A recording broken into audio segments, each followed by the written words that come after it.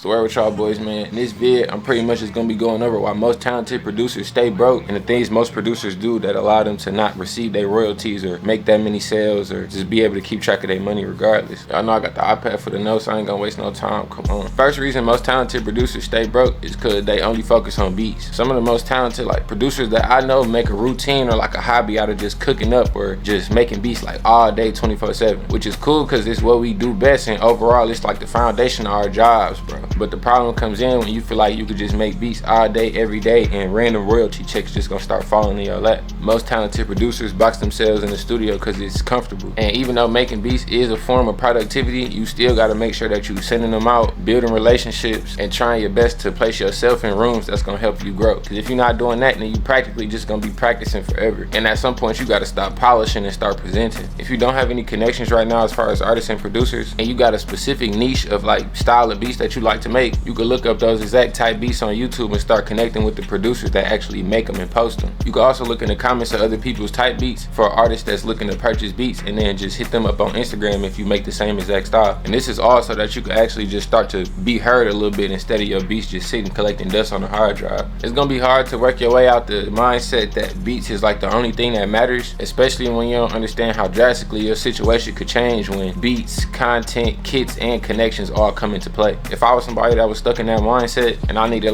some motivation or a push to work my way out of that shell and actually start learning about the business side of the industry and how to network and make kits and stuff like that, I just look at everyone who's already up and running with a substantial career. 9 times out of 10, once you study someone who's on a way higher level than you and you study their craft and just how they move in the industry and just with their career period, that's gonna let you know you need to be doing way more than you already doing, or at least learn first and then do more. The music industry is 10% talent and 90% business. So if you're not ready to set that goal for yourself to actually sit down at least a few times out of the week and learn the ins and outs of how to network and make connections and actually land these placements in these songs, you're gonna have a hard time getting paid now and in the future. If you need the best tips on how to network, nurture relationships in this game, and make good connections that's gonna last a long time, watch this video. The next reason that most producers don't get paid and 9 times out of 10 stay broke is because they don't send out consistently. The biggest mistake I see most talented producers make is only sending beats when they feel inspired or when they're in the mood, but neither the industry nor do the people in it care about your mood or your feelings.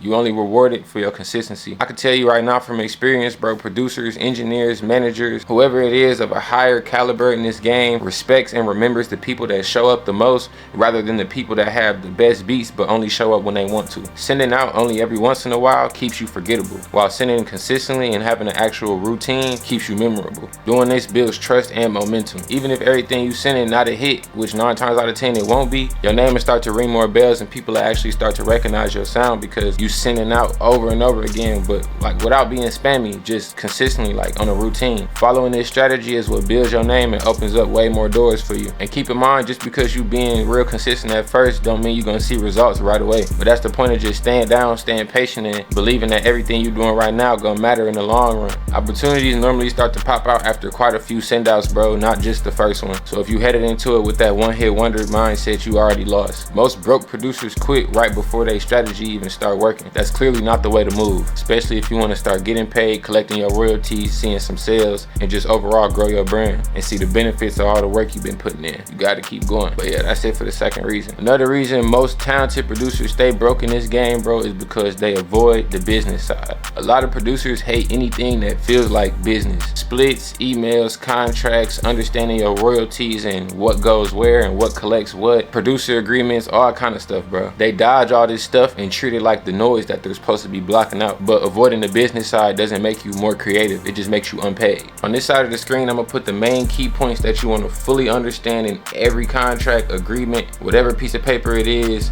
You want to fully understand these. You want to know fully what they mean and how to negotiate the numbers if something seems off or not right. Ownership and splits, producer fee / advance, royalty points, publishing share, credit, recoupment, usage rights, term and territory, and clearance and approval. You can't really complain about not making no money or not seeing no real sales if you don't know how the money even flows in the industry. But yeah, that's it for the third one. final reason most producers either stay broke or just struggle with getting paid is because they wait to be discovered. What I see most talented producers do is they like to wait on their moment instead of just building a process on their own. Bro, I done seen so many talented producers like literally hope and wish on one beat, one DM, one artist, one placement, and I'm telling you now, that mindset will either keep you stuck for a long time, if not forever. I know countless producers that just think the industry works off of miracles, and it doesn't. It works off of momentum. One big placement normally comes from a lot of unseen work. Nobody skips that part. And waiting on whatever you're waiting on to be discovered or for people to see you, on top of just thinking that there's this weird music genie that's gonna pop up out of nowhere and grant you all your royalty wishes and placements, that's the worst mix in the world, bro. What I recommend the most is for y'all to just stop looking at these other big and successful producers that's already up and running and really having their way like they're lucky or like they got some type of secret sauce that you don't have. And most definitely stay away from envy or hate towards any producers, bro, that's either doing stuff you haven't done yet or are in rooms that you don't even know exist yet. Like, there's no point in hating. That's gonna get you nowhere. Instead of having a negative mindset, look at it from a leader's point of view. Study other producers, connect with the people that's already in position you want to be in. Just don't be scared to DM people and speak up, especially when you run into people like in real life, like that's turned. Like, I don't run into nobody, but I know a lot of y'all in LA and Florida and stuff like that. So see how much they're sending out on a weekly basis, how much they're charging for leases or exclusives and stuff like that. And just don't be scared to speak up, bro, because that's how you grow for real. The producers who out here winning don't wait to be chosen. They just make themselves unavoidable. Be sure to check these out, bro. These are some of my most valuable videos. And if you struggle with staying organized and keeping all your contacts and stuff like that in order, make sure you grab my free contact list template in the description of the video. I go by Only One. The bros call me Only.